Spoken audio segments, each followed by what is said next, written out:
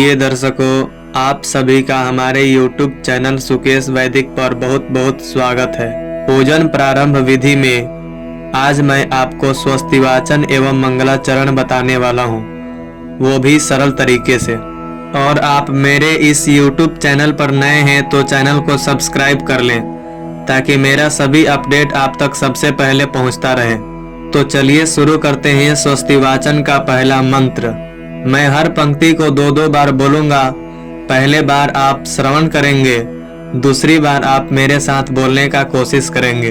तो सबसे पहला मंत्र हरि ओम आनो भद्राः क्रतवो आनो भद्राः क्रतवो यन्तु विश्वतो दबधासो यन्तु विश्वतो दबधासो अपरीतास उद्भिदः अपरीतास उद्भिदः देवानो यथा सदामिद्वृधे देवानो यथा सदामिद्वृधे आसन्नपरायुवो आसन्नपरायुवो रक्षितारो दिवे दिवे रक्षितारो दिवे दिवे देवानां भद्रा देवानां भद्रा सोमातिर्रीजो यतान् सोमातिर्रीजो यतान् देवानागुंरातिरभिनो देवानागुंरातिरभिनो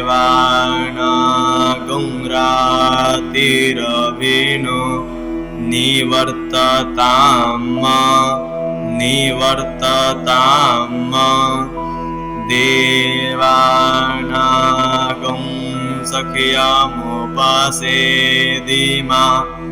देवानागुं सख्यामुपसेदिमा वयं देवान आयुः वयं देवान आयुः प्रतिरन्तो जीवसे प्रतिरन्तो जीवसे तान् पूर्वयानि विदा तान् पूर्वयानि विदा होमहे वयं भगं होमहे वयं भगं मित्रामादितिं दक्षमस्तरिधं मित्रामादितिं दक्षमस्तरिधं अर्जमानं वारुणकुं अर्जमानं वारुणकुं सोममस्विना सरस्वतीनाः सोममस्विना सरस्वतीनाः सुभागामयस्करत सुभागामयस्करत तन्नो पातो मयो भुपातो तन्नो पातो मयो भुपातो भेखजन्तन्माता पृथिवी भेखजन्तन्माता पृथिवी तत्पिता द्योः तत्पिता द्योः तद्ग्रावाणः सोमसुतो तद्ग्रावाणः सोमसुतो मायो भुवस्तदस्विना मायो भुवस्तदस्विना श्रेणोतं धिष्णाय युवं श्रेणोतं धिष्णाय युवं तमीशानं जगतस्तस्थोखस्पतिं तमीशानं जगतस्तस्थोखस्पतिं तमीशानं जगतस्तस्थोखस्पतिं धियं जिन्वामवासे धियं जिन्वामवासे होमहे वयं होमहे वयं पोखान यथा वेदसामसद्वृद्धि पोखान यथा वेदसामसद्वृद्धि रक्षिता पायोरदब्धः स्वस्ताय रक्षिता पायोरदब्धः स्वस्ताय स्वस्ति न इन्द्रो वृद्धश्रवाः स्वस्ति न इन्द्रो वृद्धश्रवाः स्वस्ति नः पूषा विश्ववेदाः स्वस्ति नः पूषा विश्ववेदाः स्वस्ति नस्तार्क्ष्यो अरिष्टनेमिः स्वस्ति नस्तार्क्ष्यो अरिष्टनेमिः स्वस्ति नो बृहस्पतिर्दधातु स्वस्ति नो बृहस्पतिर्दधातु पृखदशवा मारुतः पृश्निमातरः पृखदशवा मारुतः पृश्निमातरः शोभञ्जावानो विदथे खोजगमायाः शोभञ्जावानो विदथे खोजगमायाः अग्निर्जिह्वामानवाः अग्निर्जिह्वामानवाः सोराचक्षासो विश्वेनो देवा सोराचक्षासो विश्वेनो देवा अवसागमन्निः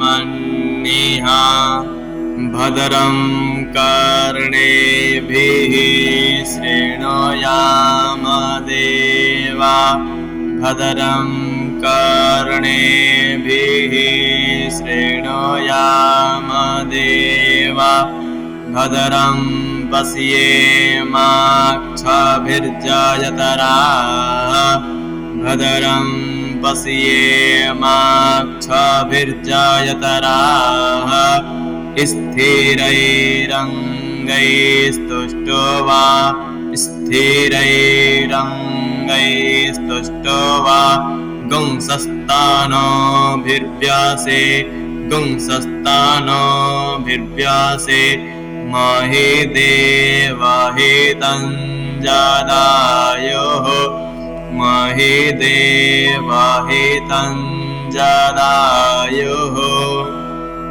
शतमिन्नो शरदो अन्तिदेवा शतमिन्नो शरदो अन्तिदेवा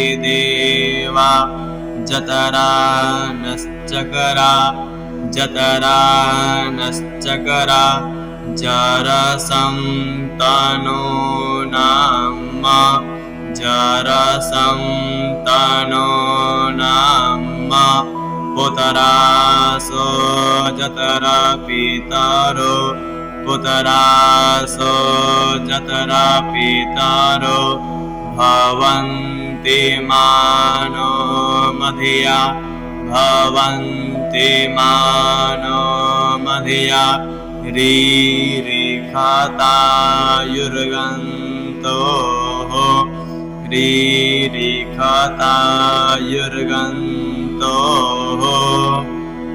आदितिर्द्योरादितिरन्तरिक्षमादितिर्माता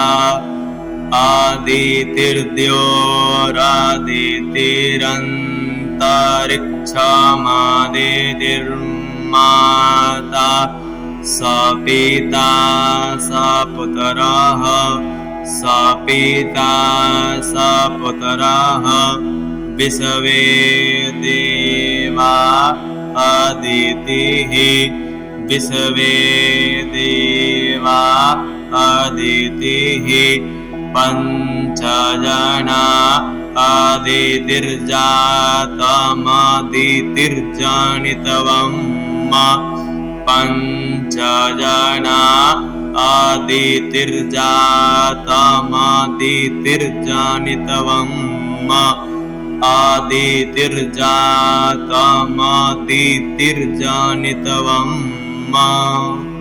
द्योः शान्तिरन्तरिक्षकं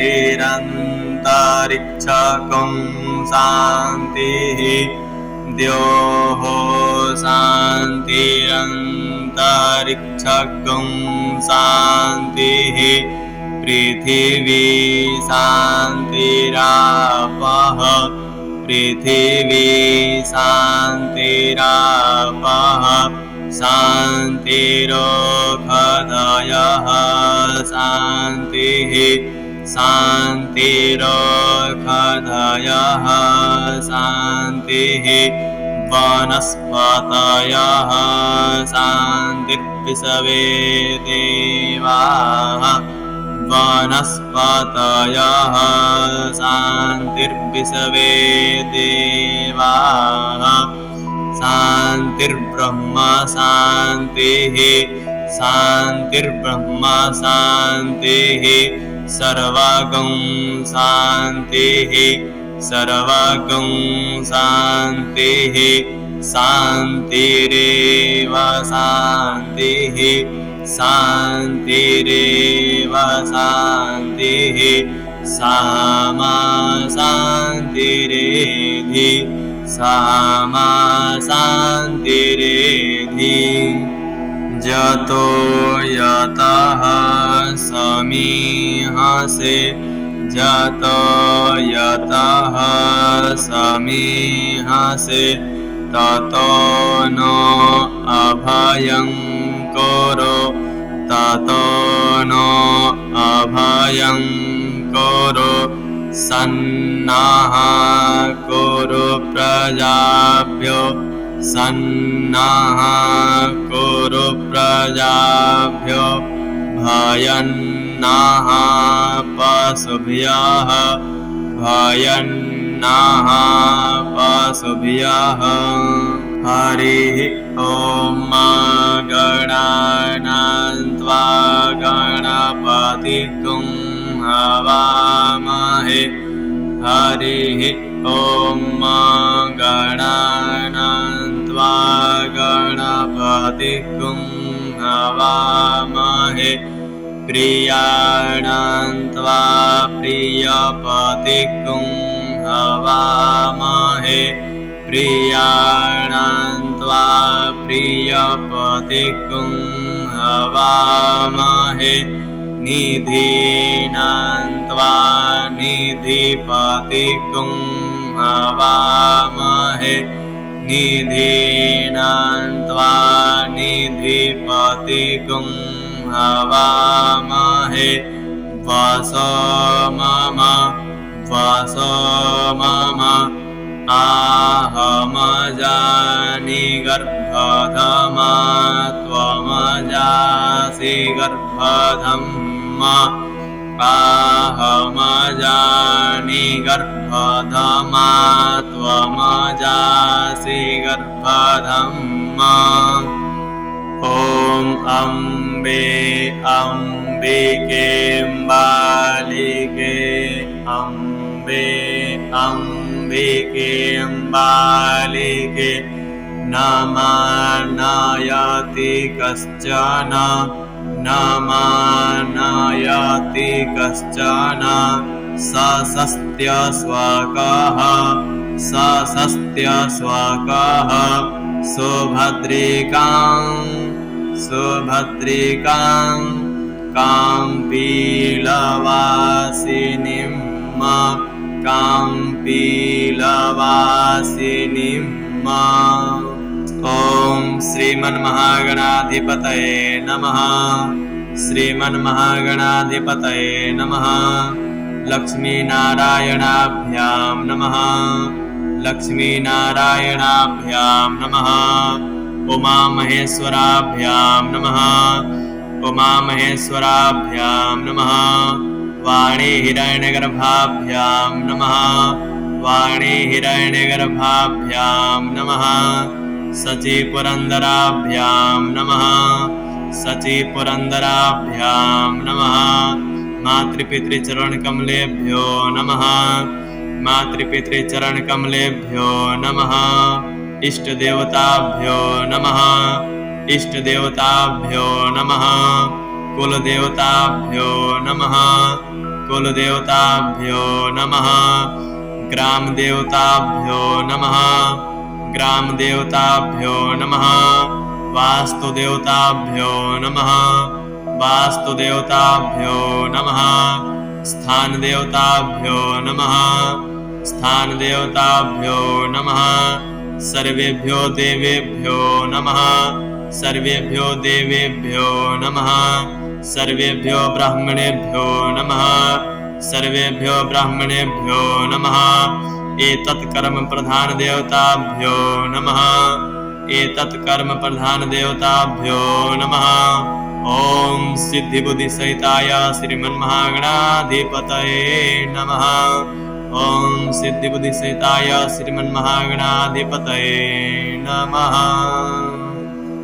ॐ सुमुखश्चैकदन्तश्च कपिलो गजकर्णकः ॐ सुमुखश्चैकदन्तश्च कपिलो गजकर्णकः लम्बोदरश्च विकटो विघ्ननाशो विनायकः लम्बोदरश्च विकटो विघ्ननाशो विनायकः धूम्रकेतुर्गणाध्यक्षो भालचन्द्रो गजाननः धूम्रकेतुर्गणाध्यक्षो भालचन्द्रो गजाननः द्वादशैतानि नामानि यः पठे शृणुयादपि द्वादशैतानि नामानि यः पठे शृणुयादपि विद्यारम्भे विवाहे च प्रवेशे निर्गमे तथा विद्यारम्भे विवाहे च प्रवेशे निर्गमे तथा संग्रामे संकटे चैव